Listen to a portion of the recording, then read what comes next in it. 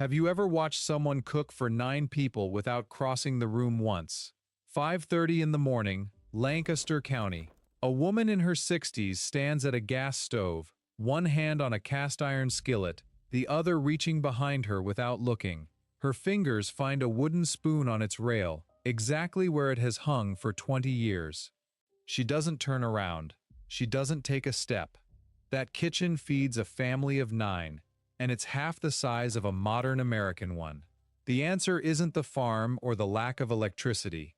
Most Amish kitchens run a propane stove, a gas refrigerator, and pressurized water. Most people assume a kitchen that handles that kind of output needs to be big. It doesn't. That kitchen is small because a bigger one watered down. Amish communities now live in more than 30 states, and the population has roughly doubled every 20 years. The kitchens where all of that happens run on one principle. Most modern kitchens ignore completely. 12 rules, all cheap, most free. None require a farmhouse or anyone's religion. The first one works in your kitchen tonight with 5 hooks and 5 minutes. 1.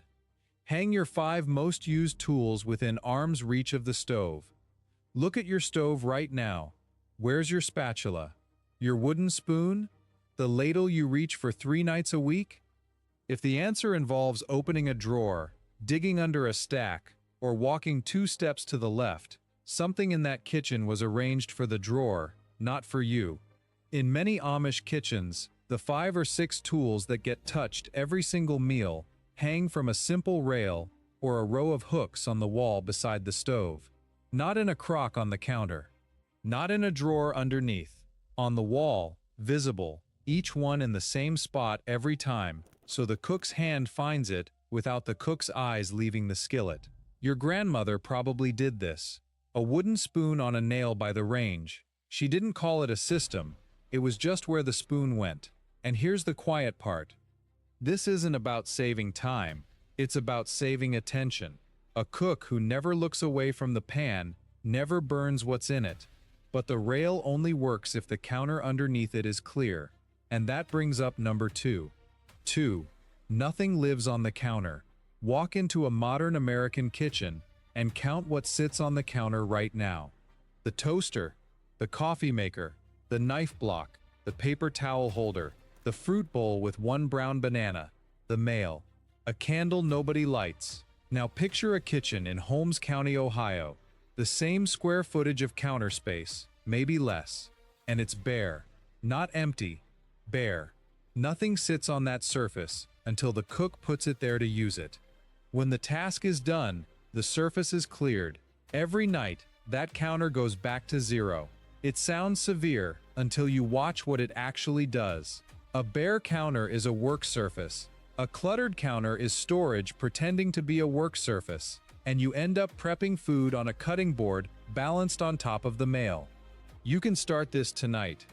Pick 5 things off your counter that you don't use every day. Find a shelf for them, a cabinet, a box under the sink. Tomorrow morning, stand in front of that empty stretch and notice how much room you actually had all along. But clearing the counter means everything needs a place to go, and where it goes matters more than most people think. 3. Heaviest pot, lowest shelf. A 12-year-old boy in an Indiana farmhouse learns this before he's tall enough to reach the second shelf. The cast iron Dutch oven sits on the bottom.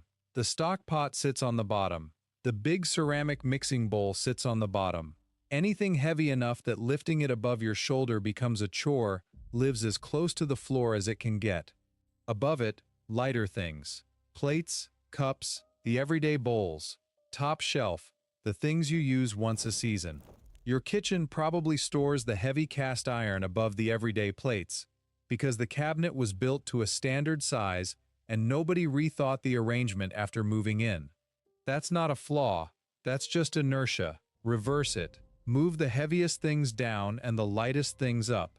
You'll feel the difference the first time you reach for the Dutch oven and it's already at your hip instead of above your head. How many times have you pulled something heavy off a high shelf with one hand and hoped for the best? 4. The stove, the sink, and the prep surface, all within one step. Kitchen designers talk about the work triangle, and most of the time it stretches across 8 or 10 feet per side. In many Amish kitchens, that triangle collapses to something closer to an arm's length on each side. The stove, the sink, and the cutting surface sit so close together that a woman cooking alone can touch all three without moving her feet. This isn't a design trend. It's a reaction to cooking 3 meals a day for a large family, 6 or 7 days a week, decade after decade. When you do that much work in a room, every extra step costs something. Not in seconds, in fatigue. The Amish population has roughly doubled every 20 years, and families of 7, 8, 9 are common in many settlements. Those meals don't cook themselves, and nobody in that kitchen is looking for a workout. They're looking for the shortest distance between the knife and the flame. That tight triangle only holds up if the things the cook reaches for between tasks are right there too. And the first one nobody thinks about is the towel. 5. The towel hangs where the cook stands. Step into a farmhouse kitchen on a spring morning, and you'll notice a plain cloth towel hanging from a hook within arm's reach of the prep area. Not folded on the oven door handle across the room. Not draped over the sink faucet, right where the cook's wet hand can grab it without a step or a thought. It sounds like nothing. A towel on a hook. But watch someone cook for an hour in a kitchen where the towel is always a few steps away. They wipe their hands on their apron. They wipe on their jeans. They air dry over the sink. They interrupt what they're doing to walk over and dry their hands. Now watch someone cook where the towel hangs exactly where they stand. They wipe, they're dry, they never break stride. Meanwhile, most of us have a towel hanging from the oven handle, which means every time we need dry hands, we turn around, walk across the kitchen, and lose track of what was on the stove. Move your towel to a hook next to your main work spot. One hook, $1, 5 minutes. So far, everything we've covered is about where things sit. The next few are about what you see when you open your eyes in that kitchen. 6. Peg rail, not a drawer. Walk into a Shaker meeting hall from the 1800s and you'll see a peg rail running the length of every wall, about shoulder height. Chairs hang from it when the floor needs sweeping. Cloaks, hats, brooms. All on pegs, all visible. The Amish inherited that idea and put it to work in the kitchen. Mugs on pegs. Pot holders on pegs. A colander. A small pot. A pair of scissors. Anything the cook needs more than once a week hangs from a peg or a hook on the wall, instead of sitting in a drawer nobody can see into. And here's the thing about a drawer. A drawer hides what's in it. You open it, you dig, you shuffle, you close it. A peg rail shows you everything at a glance. You reach, you take, you're done. That woman in Lancaster County can inventory her kitchen tools without opening a single door. Everything that matters hangs in plain sight, and she knows what she has by looking at the wall. Next time, we'll look at the shelf behind the door, and why what lives there matters just as much. 7. Daily staples at the front, seasonal behind the door. Open the cabinet closest to the stove in a farmhouse kitchen, midwinter, and you'll find flour, salt, sugar, baking powder, coffee, and cooking oil. Everything the cook reaches for, at least once a day, lined up at eye level, in the same order, in the same spot. Open the cabinet by the back door, and you'll find the canning supplies, the big roasting pan, the cookie cutters that come out in December. Nobody dug through the December things to find the flour. Nobody moved the roasting pan to get to the salt. The rule is plain. If you use it every day, it lives within arm's reach of where you stand to cook. If you use it once a month, it goes one step farther back. If you use it once a season, it goes behind a door you open 4 times a year. Most of us keep the daily coffee right next to the Thanksgiving platter, and then wonder why the cabinet feels packed. When was the last time you opened a cabinet and had to move 3 things to reach the one you wanted? 8. The cook faces the room. Step into many Amish kitchens on an evening in late winter, And you'll notice something that most modern layouts get exactly backward. The cook works facing the family, not facing a wall, not facing a window above the sink with her back to the table. The stove and the prep surface sit along the edge of the kitchen closest to the main room, so the person cooking can see the table, see the children, hear the conversation, and answer a question without turning around. A kitchen island in a modern house tries to do this, but most of them are so wide that the cook ends up stranded in the middle of a counter she can't reach across, farther from the stove than she was before. The Amish version skips the island entirely. The kitchen stays narrow, the cook stays close to everything, and the room stays connected, because the person doing the hardest work in the house was never walled off from the people she's feeding. The kitchen isn't a separate room, it's the front edge of the household. That brings us past the halfway mark. So far, everything we've covered you could rearrange with your hands. The next 4 are habits, and they're the ones that make all the others hold. 9. One task, one surface, then clear. This is the one most people walk right past, and it's the one that makes everything else work. Picture a harvest dinner, October, in an Ohio farmhouse. 9 people at the table, 3 courses, biscuits from the oven, and the kitchen counter is no bigger than a desk.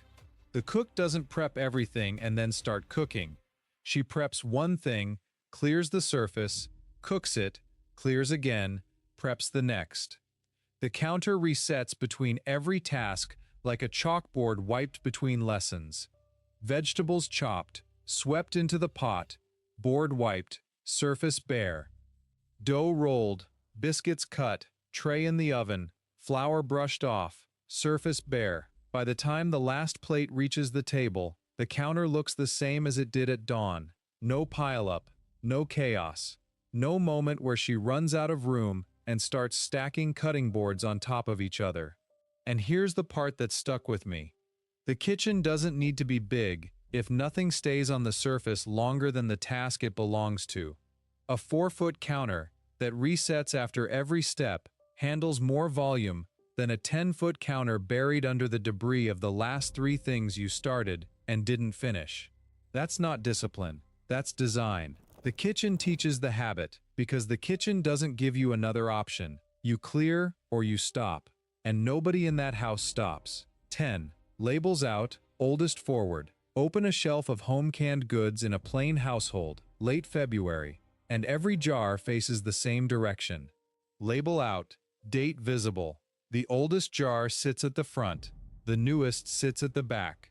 Nobody reaches past the February jar to grab the October one because it looks better. They use what came first, and what came last waits its turn. You don't need a cellar or a wall of canning jars to use this. Open your fridge right now. How many things are hiding behind other things? How many got pushed to the back 3 weeks ago and haven't moved since? Turn every label to face you. Move the oldest thing to the front. Next time you put groceries away, new goes in the back, old stays up front. 4 seconds. Nothing gets lost, nothing gets wasted, and you stop finding surprises in the back of the shelf in July. This one costs nothing and starts working before you close the door. 11. Clean the tool before you put it down. After supper, dark outside, a farmhouse kitchen lit by a propane lamp. The cast iron skillet comes off the stove, gets wiped with a cloth while it's still warm, rubbed with a thin layer of oil, and hung on its hook, not left in the sink, not stacked in a pile to deal with later. The knife gets wiped, dried, slid into its spot. The cutting board gets scraped and flipped to dry. Every tool returns to its place clean, so the next time someone reaches for it, it's ready. Most of us skip this part, and it's the part that turns a tidy kitchen into a wreck by Thursday. A skillet left in the sink becomes 2 dishes by morning and 5 by lunch. 1 tool left out gives permission for the next one. The Amish version doesn't run on willpower. It runs on a kitchen small enough that leaving things out means losing your work surface. The room enforces the rule, and the rule keeps the room.